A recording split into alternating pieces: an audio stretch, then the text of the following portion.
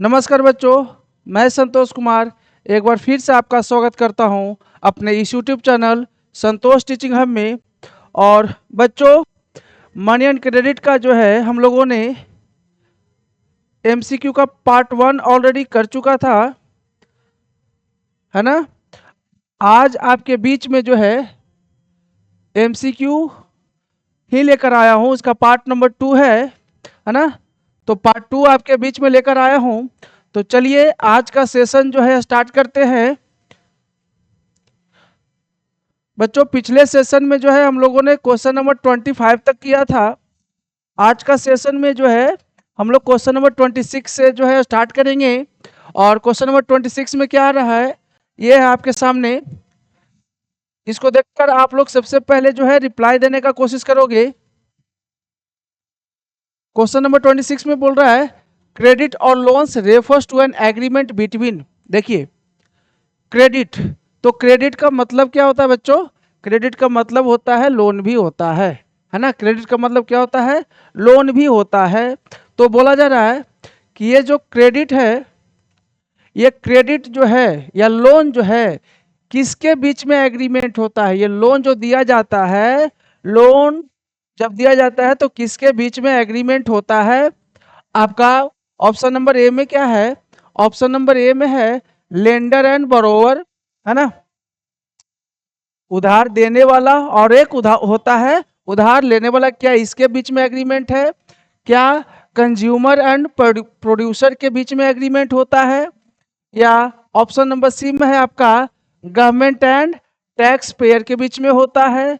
या option number D है आपका ऑल ऑफ द अबव। देखिए, तो बच्चों आपका लोन से रिलेटेड है ना, तो लोन का जो एग्रीमेंट होता है वो किसके बीच में होगा?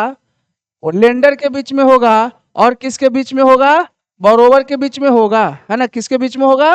लेंडर और बोरोवर्स के बीच में होगा। तो इसका सही आंसर क्या है? ऑप्शन नंबर ए जो है आपका सही आंसर है ना। कंज्यूमर एंड प्रोड्यूसर ये एग्रीकल्चर से रिलेटेड है ना। ये एग्रीकल्चर से रिलेटेड है, ये एग्रीकल्चर से रिलेटेड है आपका। तो कंज्यूमर एंड प्रोड्यूसर तो होगा नहीं। गवर्नमेंट एंड टैक्स पेयर के बीच में तो ये एग्रीमेंट नहीं होता है ना। ऑल ऑफ द अबव तो होगा ही नहीं। जब ये दोनों नहीं होगा तो ऑल ऑफ द अबव की बात ही नहीं आती है। तो इसका सही आंसर है आपका ऑप्शन नंबर ए। चलिए नेक्स्ट क्वेश्चन की तरफ चलते हैं।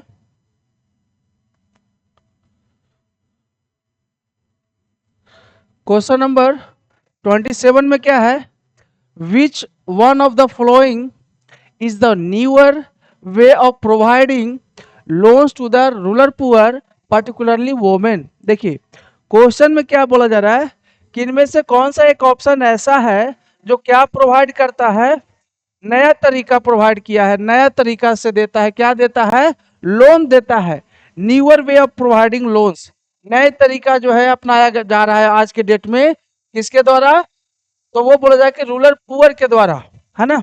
तो ग्रामीण इलाकों में जो गरीब आदमी होते हैं, जो पुअर पीपल होते हैं, उनके द्वारा जो लोन लिया जाता है, खास करके किसके द्वारा?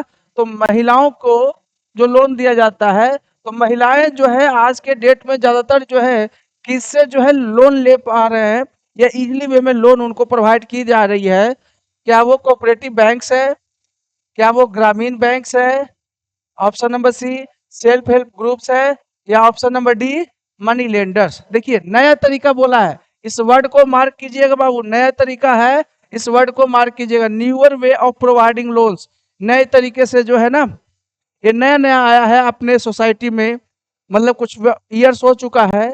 तो देखिएगा, बैंक्स तो से गरीब लोग ज्यादातर नहीं लेते हैं। आप पिछले सेशन में देखा होगा तो आपको बताया गया होगा कि ज्यादातर जो पुअर पीपल होते हैं वो किससे लेते हैं?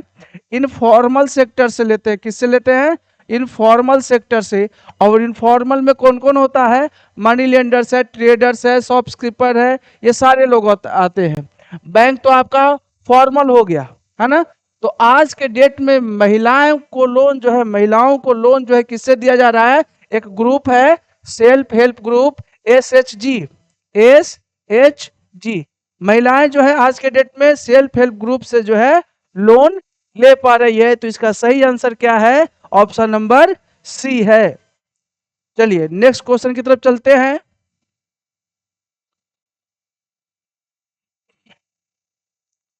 क्वेश्चन नंबर 28 में क्या है? What do the banks do with the deposits which they accept from the customers. देखिए क्वेश्चन नंबर 28 में क्या बोल रहा है कि बैंक जो है, बैंक्स उन पैसों का क्या करती है जो पैसा डिपॉजिट किया जाता है किसके द्वारा? जो मनी जो है डिपॉजिट किया जाता है किसके द्वारा? तो कस्टमर के द्वारा। उन पैसों को जो है बैंक्स क्या करती है, उन पैसे के साथ क्या करती है? ऑप्शन नंबर ए में है आपका क्या, देखिएगा। ऑप्शन नंबर ए में है banks use this deposits for charitable activities. क्या ये इन पैसों का, इन डिपॉजिट्स का जो है बैंक किस लिए यूज करती है? चैरिटी में देती है, वो दान करती है, चैरिटेबल एक्टिविटीज में वो पैसे को खर्च करती है। ऑप्शन नंबर बी में है banks use a major portion of deposits to extend loans. क्या बैंक्स जो है अपना मेजर पोर्शन मतलब अधिकांश भाग जो है डिपॉजिट का अधिकांश भाग जो है वो क्या करती है? क्या वो लोन प्रोवाइड करने में यूज करती है, लोन देती है? ऑप्शन नंबर सी में है banks use deposits to give bonus to their employees.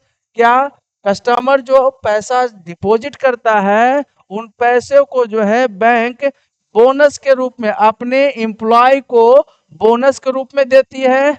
ये भी नहीं होगा, है ना। तो banks use deposits to set up more branches in country, है ना। क्या बैंक्स जो है उन डिपॉजिट्स का यूज जो है नए नए ब्रांच ओपन करने के लिए यूज करती है? बिल्कुल नहीं। ऑप्शन नंबर डी गलत है बाबू। डिपॉजिट्स के लिए या नए नए ब्रांच ओपन करने के लिए नहीं करती है ना। आपका एम्प्लॉय को जो है बोनस देने के लिए यूज नहीं करती है।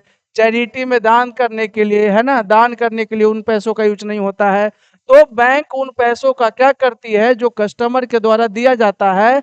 बैंक उन पैसों को बाबू लोन एक्सटेंड करने में, लोन देने के लिए जो है यूज करती है। तो इसका आंसर क्या होगा? ऑप्शन नंबर बी होगा, है ना। इसका सही आंसर क्या है? ऑप्शन नंबर बी है। चलिए नेक्स्ट क्वेश्चन की तरफ चलते हैं। क्वेश्चन नंबर 29 में क्या बोला जा रहा है? System of exchanging goods for goods, है ना।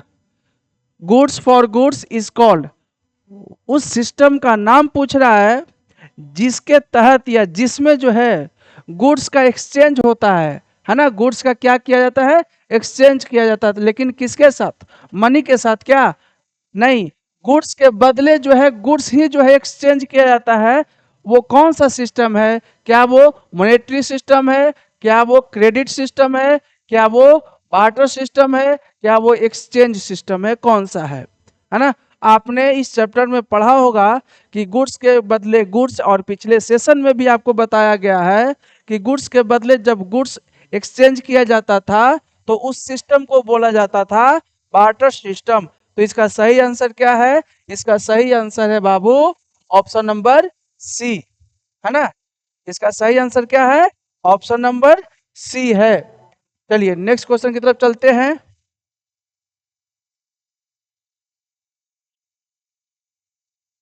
देखिए क्वेश्चन नंबर 30 में क्या है? क्वेश्चन नंबर 30 में क्या है? Which of the following is the main informal source. देखिएगा, main informal source of credit for rural household in India, है ना। बोला जाए कि इनमें से कौन सा इनफॉर्मल सोर्स की बात कर रहा है? इनमें से कौन सा जो है, ये चार ऑप्शंस दिए गए हैं, इन चारों ऑप्शन में से कौन सा जो है मेन है जो informal source of credit for rural household in India, जो इनफॉर्मल सोर्स से क्रेडिट लेता है, लोन लेता है। इन चारों ऑप्शन में से ऐसा कौन सा ऑप्शन है जो रूरल हाउस होल्ड, है ना, रूरल मतलब क्या, ग्रामीण इलाकों में रहने वाले जो परिवार है वो लोन लेते हैं, लेकिन लोन किससे लेता है? इनफॉर्मल सोर्स से। इन चारों में से कौन सा ऑप्शन है जो main informal source of credit है? क्या वो फ्रेंड्स है? क्या वो रिलेटिव्स है? क्या वो लैंडलॉर्ड्स है? या option number D money lenders है? मैंने पिछले सेशन में भी बताया था बाबू आप लोगों को कि इनफॉर्मल सोर्स ऑफ क्रेडिट जो है खास करके रूरल हाउस होल्ड्स जो है, ग्रामीण इलाकों में रहने वाले जो फैमिलीज है, परिवार है, वो सबसे ज्यादा लोन किससे लेता है? मनी लेंडर से लेता है ना? किससे लेता है? मनी लेंडर से।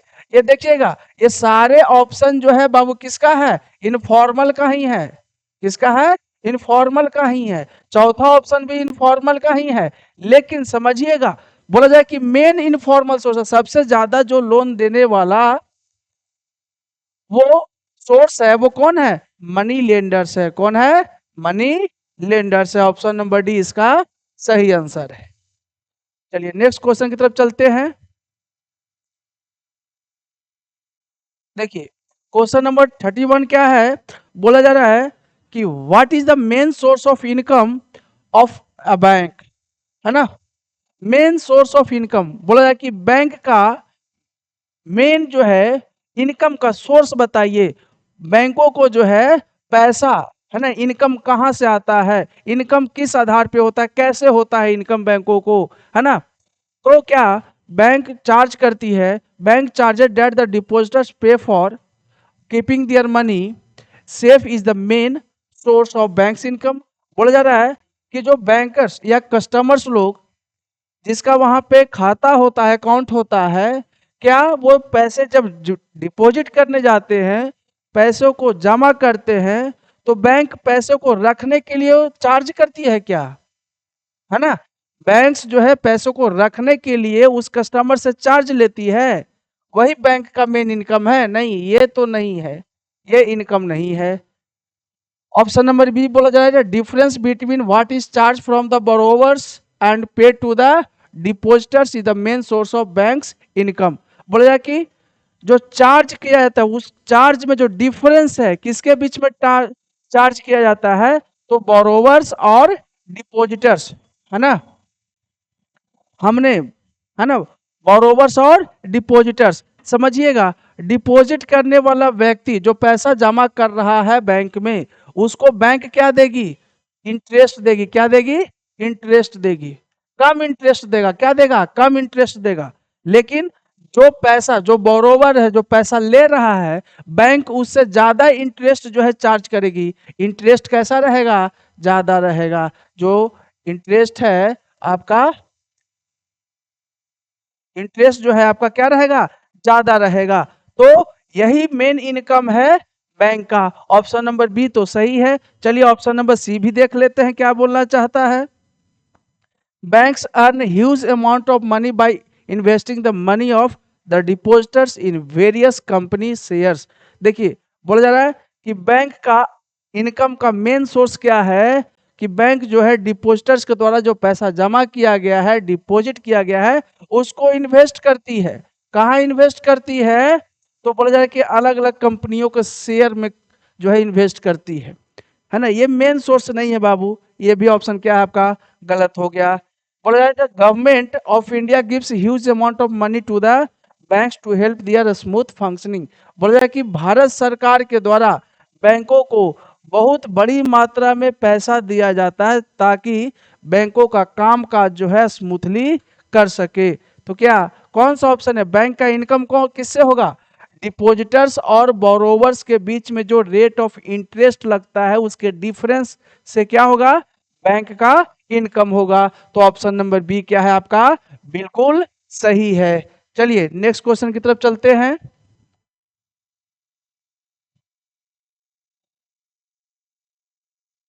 At present which form of currency is increasingly used apart from paper money. देखिए बोला जा रहा है कि आज के डेट में, प्रेजेंट में, अभी जो है which form of money is increasingly used apart from paper money.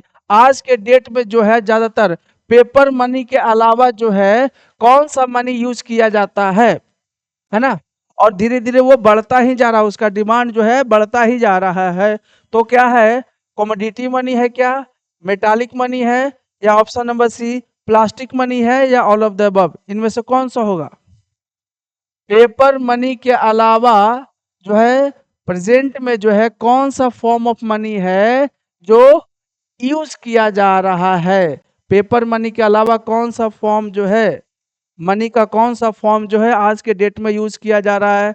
Commodity money, metallic money, plastic money या ऑल ऑफ द अबव? समझिएगा बाबू, प्लास्टिक मनी है ना, समझिएगा। ये प्लास्टिक मनी किसको बोला जा रहा है? प्लास्टिक मनी क्रेडिट कार्ड, किसको? क्रेडिट कार्ड को, डेबिट कार्ड को, है ना, डेबिट कार्ड को बोला जा रहा है। या डिजिटल जो वैलेट है ना, डिजिटल वैलेट, डिजिटल वैलेट जो है आपका, ये किसके अंतर्गत आएगा? ये प्लास्टिक मनी के अंतर्गत आएगा, है ना, ये प्लास्टिक मनी के अंतर्गत आएगा। एक ऑप्शन है आपका कमोडिटी मनी, है ना, एक ऑप्शन है आपका कमोडिटी मनी। तो कमोडिटी मनी के अंतर्गत क्या आएगा? ये जो है आपका जो क्वाइंस होता है, सिल्वर क्वाइंस, है ना, आपका गोल्ड क्वाइंस, साथ में आपका जो है कैटल होगा, कैटल, या आपका टोबैको, टोबैको, है ना। तो ये कमोडिटी मनी के अंतर्गत आएगा। सिल्वर कॉइन्स हो गया, है ना, कॉपर कॉइन्स हो गया, आपका गोल्ड कॉइन्स हो गया, कैटल हो गया, और साथ में आपका टोबैको हो गया। ये सारा एग्जाम्पल किसका है? ये कमोडिटी मनी का है। तो आज के डेट में जो है पेपर मनी के अलावा जो है कौन सा मनी का यूज कर रहे हैं, किस फॉर्म ऑफ मनी को यूज कर रहे हैं? तो वो हम लोग प्लास्टिक मनी, और प्लास्टिक मनी में क्रेडिट कार्ड, डेबिट कार्ड या डिजिटल वैलेट, ये जो फोन पे या वगैरह जो यूज कर रहे हैं, या आपका पेटीएम वगैरह यूज कर रहे हैं, डिजिटल वैलेट, है ना। तो इन इसको क्या बोला जाता है? प्लास्टिक मनी के अंतर्गत रखा जाता है। तो पेपर मनी के अलावा जो है हम लोग प्लास्टिक मनी का यूज ज्यादातर कर रहे हैं। ऑप्शन नंबर आपका सी क्या है? सही आंसर है। चलिए क्वेश्चन नंबर 33 में देखते हैं क्या है आपका। Name the system in which double coincidence of wants is an essential feature. देखिए उस सिस्टम का नाम पूछ रहा है जिसके तहत या जिसमें जो है double double coincidence of wants जो है एक फीचर है, इसेंशियल फीचर है ना। कौन सा सिस्टम में डबल कोइंसिडेंस ऑफ वांट्स जो है, ये पिछले सेशन में भी बताया गया है, पार्ट 1 का वीडियो में भी बताया गया है बाबू। तो वो होगा कौन सा सिस्टम में? बार्टर सिस्टम में। इसका सही आंसर क्या है? ऑप्शन नंबर ए है।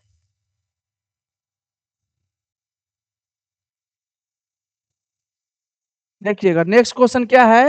An agreement in which the lender supplies the borrower with money, goods or services in return for the promise of future payment refers to। देखिए बोला था कि एक एग्रीमेंट, एक ऐसा एग्रीमेंट जिसमें जो है लेंडर, है ना, लेंडर मतलब उधार देने वाला, है ना, लेंडर क्या करता है? सप्लाई करता है। क्या सप्लाई करता है? किसको सप्लाई करता है भाई? तो बोरोवर को सप्लाई करता है, उधार लेने वाला को जो है सप्लाई करता है, बोरोवर्स को सप्लाई करता है, पैसे से, पैसे का सप्लाई करता है, गुड्स का सप्लाई करता है, सर्विसेज का सप्लाई करता है, और in return for the promise of future payment. या कभी कभी ऐसा बोलता है कि जो है आपको पेमेंट अभी नहीं देंगे भाई, चलिए 10 दिन के बाद आपको फ्यूचर पेमेंट देंगे, मतलब बाद में दे देंगे।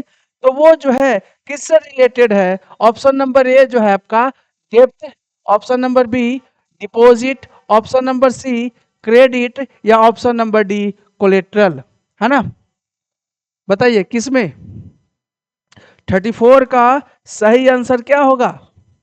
क्रेडिट। क्या होगा? क्रेडिट। क्रेडिट ही ना यहाँ पे, है ना, यहाँ पे क्या है? एग्रीमेंट, है ना। ये एग्रीमेंट जो है पहला क्वेश्चन में ही शायद था, पहला या दूसरा में, कि एग्रीमेंट किसके बीच में होता है? लेंडर और बोरोवर के बीच में होता है। तो लेंडर और बोरोवर जो है वो गुड्स का सप्लाई कर रहा है, मनी का सप्लाई कर रहा है, सर्विसेज का सप्लाई कर रहा है। तो ये किससे रिलेटेड है? आपका क्रेडिट से रिलेटेड है। इसका सही ऑप्शन है ऑप्शन नंबर सी। चलिए नेक्स्ट क्वेश्चन की तरफ चलते हैं। क्वेश्चन नंबर 35 में क्या बोल रहा है आपका? The part of the total deposit which a bank keeps with itself in cash is, देखिए, the part of the total deposit which a bank keeps it with itself in cash is, देखिए, deposit का वह भाग, है ना, जो banks में deposit होता है बाबू, तो डिपॉजिट का उस भाग को या वह भाग कितना है जो बैंक अपने पास कैश के रूप में रखती है। मतलब बैंक जो है डिपॉजिट्स का जो है कितना भाग जो है अपने पास रखती है, क्या वो जीरो अपने पास कुछ नहीं रखती है, या स्मॉल प्रोपोर्शन कम मात्रा में रखती है। पिछला सेशन पढ़े होंगे आप लोग, तो ये क्वेश्चन आपको कहीं ना कहीं समझ में आ रहा होगा कि लिंक्ड है। उसमें ऑप्शन था बाबू, परसेंट में ऑप्शन था कि कितना परसेंट जो है अपने पास रखती है, या बिग प्रोपोर्शन या 100%, पूरा पैसा जो है कैश के रूप में रख लेती है 100%, तो नहीं, स्मॉल पोर्शन रखती है ना। बहुत ही कम अमाउंट जो है बैंक में जो डिपॉजिट होता है, बैंक उस डिपॉजिट का जो है बहुत ही कम अमाउंट जो है, छोटा सा प्रोपोर्शन जो है, छोटा सा पोर्शन जो है अपने पास रखती है। और आपको याद होगा कि कितना परसेंट जो है वो रखती है, तो आपको याद होगा तो बता सकते हैं, वो था आपका 15%। कितना परसेंट? 15% जो है अपने पास रखती है बाबू, है ना। चलिए नेक्स्ट क्वेश्चन की तरफ चलते हैं।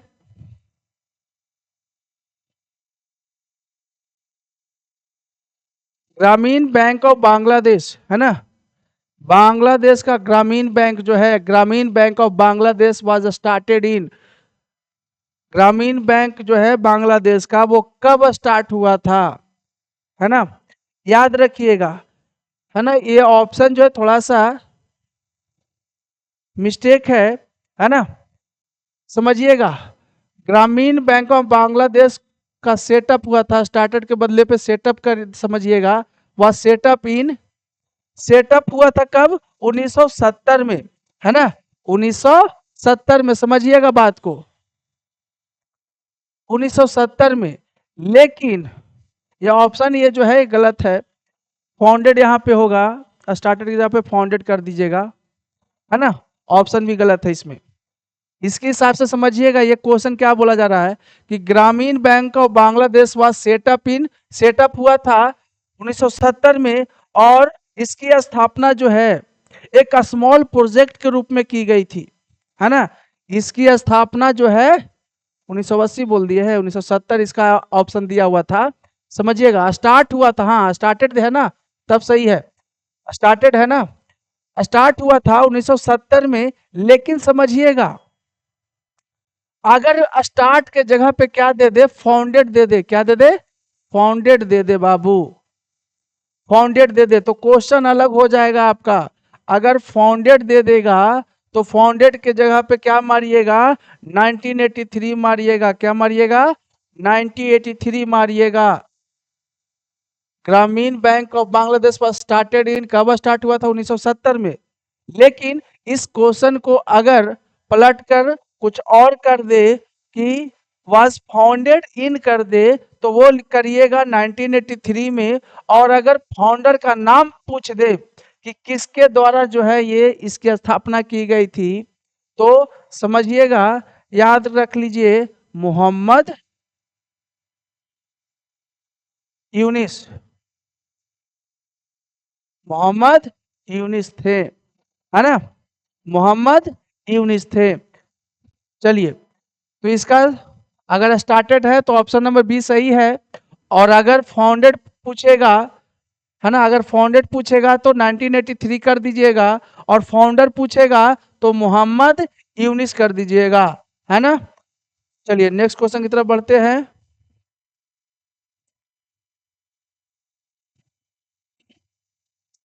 विच बॉडी या authority supervises the functioning of formal source of loans, देखिए, वो कौन सी अथॉरिटी है जो सुपरवाइज करता है, फंक्शनिंग का जो है सुपरवाइज करता है, किसका functioning, formal source of credit. जो फॉर्मल सोर्स ऑफ क्रेडिट मतलब जो लोन देती है फॉर्मल सेक्टर में, उसका सुपरविजन कौन करता है, क्या फाइनेंस मिनिस्टर है? ये पिछले सेशन का भी क्वेश्चन है ना।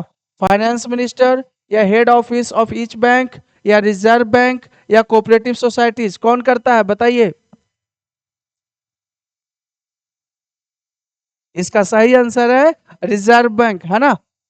इनफॉर्मल सेक्टर में जो है बैंक का, जो बैंक्स होते हैं उन बैंकों का जो है फंक्शनिंग कौन जो है सुपरविजन करता है या सुपरवाइज करता है, तो रिजर्व बैंक ऑफ इंडिया करती है। तो इसका सही आंसर है option number C.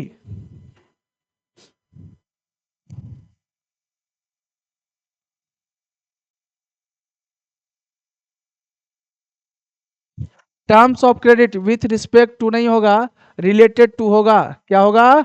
Related to होगा, समझिएगा। टर्म्स ऑफ क्रेडिट जो है किससे रिलेटेड है ना, किससे रिलेटेड है? टर्म्स ऑफ क्रेडिट जो है किससे रिलेटेड है? टर्म्स ऑफ क्रेडिट क्या इंटरेस्ट रेट से रिलेटेड है, कोलेट्रल से रिलेटेड है, या डॉक्यूमेंटेशन से रिलेटेड है, या option number D all of the above. आपने अगर जो है अपने बुक में देखा होगा तो टर्म्स ऑफ क्रेडिट एक छोटा सा सब टॉपिक है, उसमें दिया हुआ होगा कि टर्म्स ऑफ क्रेडिट में क्या क्या होता है। इंटरेस्ट रेट बिल्कुल है, टर्म्स ऑफ क्रेडिट होता है ना। कोलेट्रल ये बिल्कुल है, ये भी है। ऑप्शन नंबर सी डॉक्यूमेंटेशन ये भी जरूरी होता है। ऑप्शन नंबर डी, तो इसका सही आंसर क्या होगा बच्चों? इसका सही आंसर होगा option number D all of the above, है ना। इसका सही आंसर क्या है? D all of the above.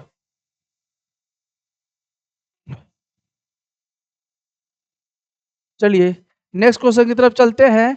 In S H G most of the decisions regarding loans activities are taken by. देखिए बोला जा रहा है कि एस एच जी में, आप अभी पढ़े थे एक क्वेश्चन में था एस एच जी, हमने बताया था सेल्फ हेल्प ग्रुप,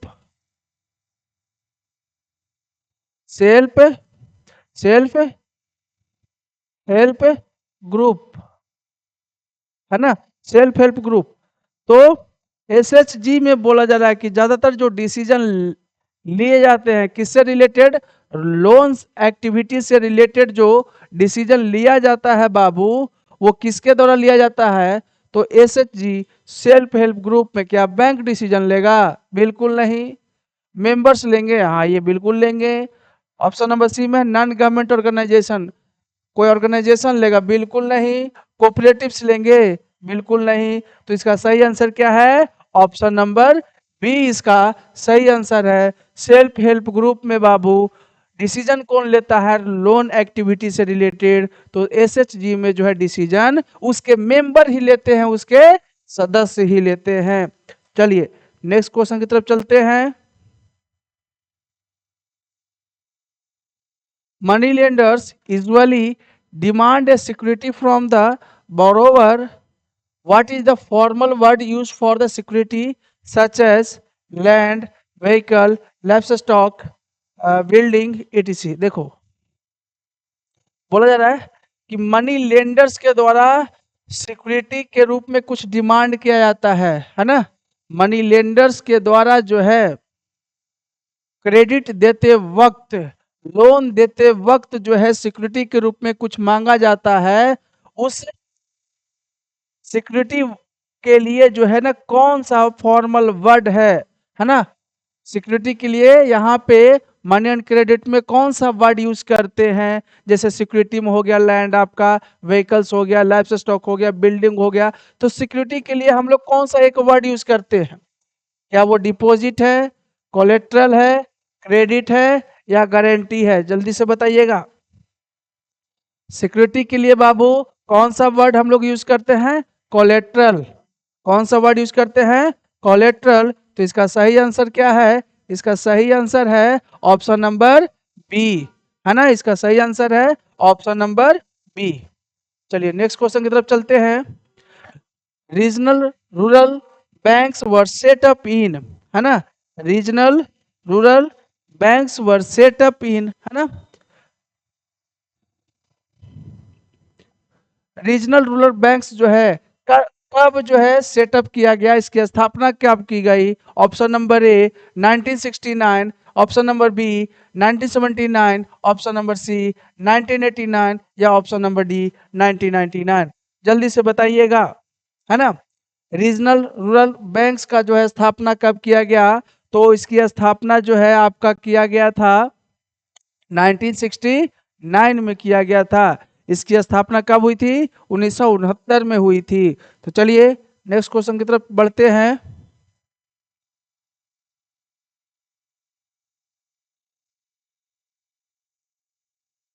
चलिए, इन विच कंट्री इज द ग्रामीण bank meeting the credit needs of over 6 million poor people. देखिए बोला जाए कि कौन सा कंट्री में ग्रामीण बैंक जो है क्रेडिट प्रोवाइड कर रही है, लोन प्रोवाइड कर रही है लगभग 60 लाख लोगों को जो है ना, वो लोन प्रोवाइड कर चुकी है। वो भी कैसे पीपल को, तो पुअर पीपल को, गरीब लोगों को जो है वो लोन प्रोवाइड कर चुकी है लगभग 60 लोगों को। तो उस ग्रामीण बैंक जो है कहाँ का है, कौन सा, किस देश का ग्रामीण बैंक जो है लगभग 60 लाख लोगों को जो है क्या प्रोवाइड कर चुकी है, क्या प्रोवाइड की है, क्रेडिट प्रोवाइड की है, लोन प्रोवाइड की है। Option number A Bhutan, option number B Sri Lanka, option number C Bangladesh, या ऑप्शन नंबर डी नेपाल। अभी बताया था ना, ग्रामीण बैंक ऑफ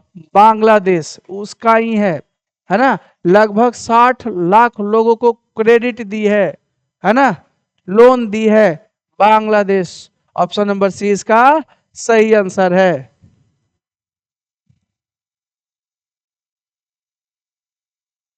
नेक्स्ट क्वेश्चन है आपका, विच of the following is not an informal source of credit. बोला जाए कि इनमें से कौन सा ऑप्शन ऐसा है जो इनफॉर्मल सोर्स ऑफ क्रेडिट नहीं है, नहीं है पूछ रहा है, इनफॉर्मल सोर्स ऑफ क्रेडिट नहीं है। मनी लेंडर इनफॉर्मल है, रिलेटिव्स एंड फ्रेंड्स इनफॉर्मल है, कमर्शियल बैंक्स, बैंक यहाँ पे आ गया, देखिए क्या आ गया, बैंक।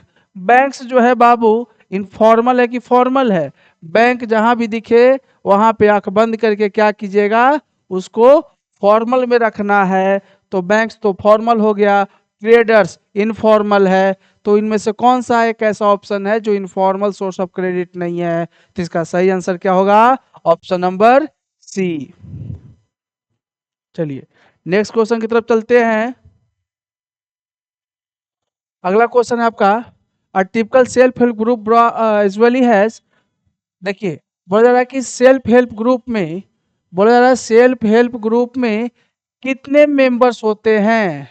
सेल्फ हेल्प ग्रुप में, टिपिकल सेल्फ हेल्प ग्रुप में कितने मेंबर्स हैं, 100 to 200 members, 50 to 100 members, less than 10 members, या 15 to 20 मेंबर्स। समझिएगा ये बाबू,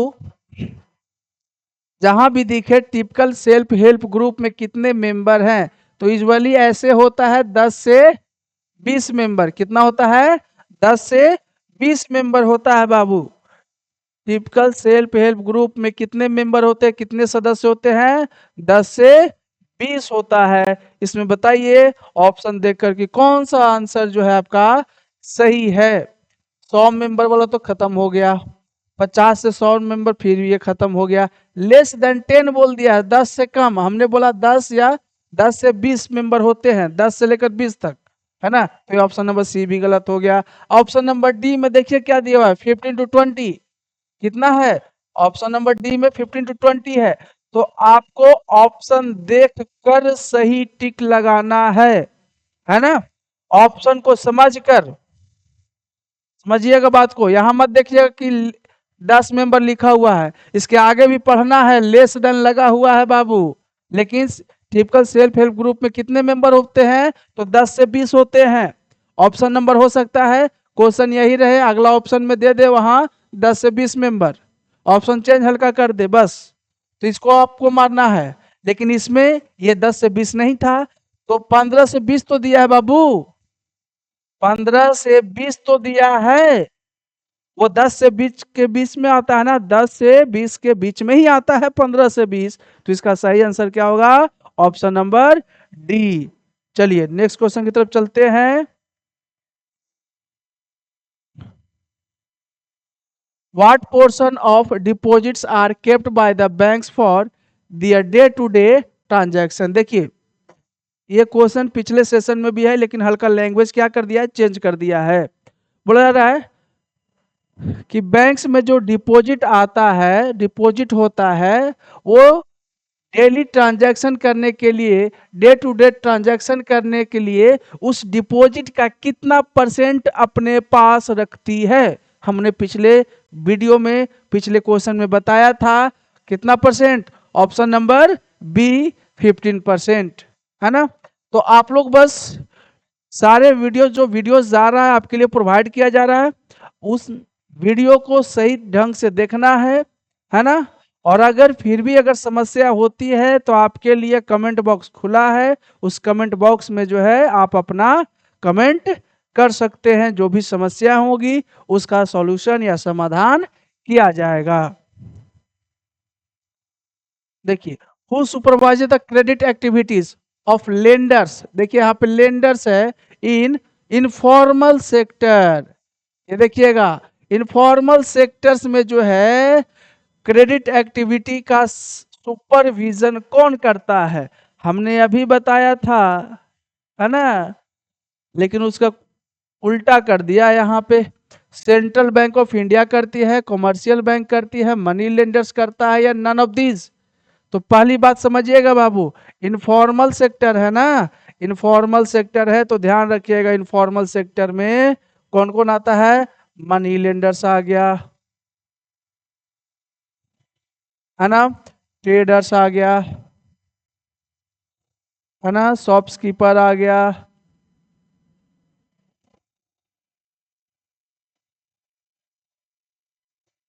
समझिएगा, सारे आ गए। लेकिन याद रखिएगा कि इनफॉर्मल सोर्स ऑफ क्रेडिट में जो है किसी के द्वारा सुपरविजन नहीं किया जाता है। वो सुपरविजन किस में किया जाता है, फॉर्मल सेक्टर में किया जाता है, फॉर्मल सोर्स ऑफ क्रेडिट में किया जाता है, बैंक में किया जाता है। बैंक का सुपरविजन कौन करता है, तो रिजर्व बैंक ऑफ इंडिया करता है। लेकिन ये इनफॉर्मल से रिलेटेड था, तो इनफॉर्मल सेक्टर में जो है नन ऑफ दीज, इसका सुपरविजन कोई नहीं करता है ना। तो इसका सही आंसर क्या है, ऑप्शन नंबर डी है। चलिए नेक्स्ट क्वेश्चन की तरफ चलते हैं।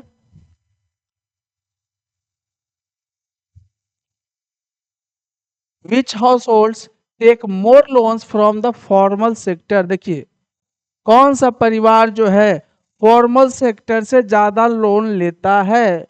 कैसे लोग जो हैं फॉर्मल सेक्टर से, वर्ड को मार्क कीजिएगा, फॉर्मल सेक्टर से कौन सा परिवार जो है सबसे ज्यादा लोन लेता है, poor house hold. Poor house hold formal sector से लेता है, ज्यादा नहीं। वो तो बैंक से जाता ही नहीं है, बैंक के पास जाता नहीं, अनपढ़ है, पढ़ा लिखा नहीं है, इतना पेपर वर्क होता है कि वो बैंक से लोन नहीं ले पाता है। तो पहला में पुअर हाउस होल्ड था, आगे पढ़ने का जरूरत नहीं है बाबू, है ना। ऑप्शन नंबर बी में देखिएगा, वेल ऑफ दिया है, हाँ, अच्छा खासा घर, है ना, अच्छा खासा घर का परिवार जो है, हाउस होल्ड जो है, वेल ऑफ हाउस होल्ड जो है वो ले सकते हैं। साथ में house hold with few assets, उनके पास कुछ संपत्ति वाला जो है, कुछ संपत्ति वाला, है ना, फ्यू एसेट्स। तो फ्यू जो एसेट में जो है ये बैंक से जो है लोन नहीं लेगा। पुअर हाउस होल्ड, फिर से आ गया पुअर हाउस होल्ड, तो पुअर वाला तो फॉर्मल सेक्टर से लेगा ही नहीं, तो खत्म ही हो गया, है ना। वेल ऑफ मतलब अच्छा खासा परिवार। साथ में रिच हाउस होल्ड, हाँ, रिच लोग किससे लेगा, फॉर्मल सेक्टर से लेगा, बैंक से लोन लेगा। क्यों, क्योंकि इंटरेस्ट जो है कम लगता है, और वो पढ़े लिखे होते हैं, एजुकेटेड होते हैं, तो उनको लोन आसानी से मिल जाता है। तो इसका सही ऑप्शन क्या है, ऑप्शन नंबर डी इसका सही आंसर है। चलिए नेक्स्ट क्वेश्चन की तरफ चलते हैं।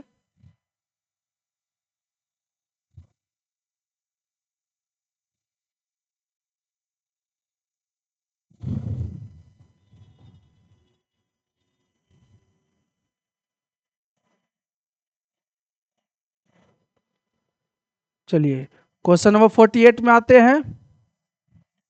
क्वेश्चन नंबर 48 में क्या है, which among this is an essential feature of barter system.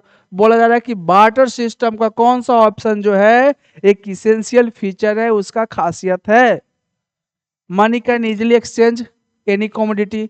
देखो पहली बात तो बार्टर सिस्टम है बाबू, है ना। तो बार्टर सिस्टम में सिंपल सा ध्यान रखना है कि गुड्स के बदले क्या देगा, है ना, गुड्स के बदले क्या देगा, गुड्स ही देगा, है ना। तो यहाँ पे बोला जा रहा है कि मनी, तो पैसे की बात कहां से आ गई, पहला ऑप्शन ऐसे ही गलत हो गया, छाट देंगे उसको, कुछ पढ़ने का जरूरत नहीं है ना। It is based on double coincidence of wants, हाँ it is based on double coincidence of wants, ये सही है ना। ऑप्शन नंबर सी देखते हैं क्या है, it is generally accepted as a medium of exchange of goods with money. बोला जा रहा है कि ये क्या है, मीडियम ऑफ एक्सचेंज, तो जरूर होता है मीडियम ऑफ एक्सचेंज तो है, लेकिन यहाँ पे देखिए गुड्स विथ मनी दे रहा है, फिर से क्या आ गया यहाँ पे दोस्तों, है ना, मेरे लड्डू गोपाल, यहाँ पे देखना मनी आ गया है, तो ऑप्शन नंबर सी भी क्या हो गया बाबू, ऑप्शन नंबर सी भी गलते हो गया, है ना। तो ऑप्शन नंबर डी की तरफ चलते हैं, it acts as a measure and store value. क्या इस मेजर करता है और स्टोर करता है वैल्यू का, नहीं, बिल्कुल नहीं। ऑप्शन नंबर डी भी क्या हो गया, गलत हो गया। तो बार्टर सिस्टम का जो है एक खासियत क्या है, फीचर्स क्या है, तो वो डबल कोइंसिडेंस ऑफ वांट्स होना चाहिए। जो चीज जो है डबल कोइंसिडेंस ऑफ वांट्स में मैंने बताया था पिछले क्वेश्चन में या पिछले पार्ट में, है ना, मेरे पास चावल है और अगले के पास दाल है, तो हम क्या देंगे उसको, चावल देंगे, अगला व्यक्ति हमें क्या देगा, दाल देगा, दोनों मिलकर अपने घरों में आराम से बनाएंगे चावल दाल और आराम से खाएंगे और आराम से पढ़ाई करेंगे, है ना। ये डबल कोइंसिडेंस ऑफ वांट्स है, दोनों का जो है नीड्स फुलफिल होना चाहिए, जो अगला व्यक्ति को चाहिए वो मेरे पास होना चाहिए, और जो मेरे पास या मुझे जरूरत है वो अगले पर्सन के पास होना चाहिए, तभी ना गुड्स के बदले गुड्स एक्सचेंज होगा। जो हमारे पास रहेगा उसको चाहिए ही नहीं तो लेगा, नहीं लेगा काहे लेगा भाई, है ना। तो चलिए इसका सही आंसर क्या है, ऑप्शन नंबर बी है। क्वेश्चन नंबर 49 में क्या है देख लेते हैं। देखिए, which of the following is the main source of credit for rich household. Rich household आ गया, रिच हाउस होल्ड जो है किससे क्रेडिट लेता है, इनफॉर्मल से लेता है क्या, नहीं बिल्कुल नहीं, मनी लेंडर्स वगैरह से नहीं लेता, बहुत कम लोग लेता है। फॉर्मल बिल्कुल सही है, फॉर्मल सही, लेकिन ऑप्शन नंबर सी में देखिए बोथ फॉर्मल एंड इनफॉर्मल, यहाँ पे दे रहा था एक वर्ड समझिएगा, यहाँ पे मेन दे रहा था, है ना, यहाँ पे मेन सोर्स ऑफ दे रहा था, तो फॉर्मल तो होगा नहीं मेन में, इनफॉर्मल नहीं होगा, फॉर्मल तो हो सकता है, फॉर्मल एंड इनफॉर्मल दोनों ये नहीं हो सकता है, मेन दे रहा है क्वेश्चन में, ना इधर फॉर्मल नॉर इनफॉर्मल, ये तो हो ही नहीं सकता है। तो 49 का जो है सही आंसर क्या है बाबू, 49 का आपका ऑप्शन नंबर बी जो है आपका सही आंसर है। चलिए नेक्स्ट क्वेश्चन की तरफ चलते हैं।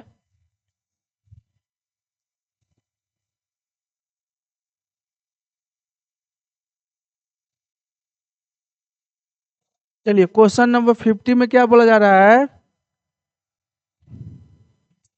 विच of the following is not a modern form of currency. देखिए बोला जाएगा कि दिए गए ऑप्शन में कौन सा ऑप्शन ऐसा है जो मॉडर्न फॉर्म ऑफ करेंसी नहीं है, करेंसी का मॉडर्न फॉर्म नहीं है ना। Demand deposit, option number B paper currency, option number C coin, या option number D precious metal. देखिए ना बाबू, नहीं बोल रहा ना कि मॉडर्न फॉर्म ऑफ करेंसी नहीं है, डिमांड डिपॉजिट तो होता ही है ना, चेकबुक वगैरह डिमांड डिपॉजिट से समझ सकते हैं चेकबुक, तो चेकबुक जो है आज के डेट में जो है आपका यूज हो रहा है, तो ऑप्शन नंबर ए तो सही है, लेकिन आपसे पूछ रहा था कि कौन सा इसमें से नहीं है मॉडर्न फॉर्म ऑफ करेंसी जो है, तो ये तो सही है पेपर करेंसी, आज के डेट में जो है हम लोग जो है गांधी जी का नोट जो है आज तक यूज कर रहे हैं, है ना। तो पेपर करेंसी तो है ही। कॉइन जो सिक्का यूज कर रहे हैं ये तो है ही। प्रीसियस मेटल आपका नहीं है, ये आपका मॉडर्न फॉर्म ऑफ करेंसी नहीं है, मनी नहीं है। तो इसका सही ऑप्शन क्या हो जाएगा? इसका सही आंसर हो जाएगा ऑप्शन नंबर डी हो जाएगा, है ना। तो समझिए दोस्तों, ये रहा आज का सेशन, है ना। और बहुत जल्द जो है आपके बीच में फिर से आऊंगा मनी एंड क्रेडिट का पार्ट 3 लेकर। तो जब तब तक के लिए गुड बाय, और अच्छे से मन से जो है सही ढंग से जो है आप लोग पढ़ाई कीजिए। Good bye.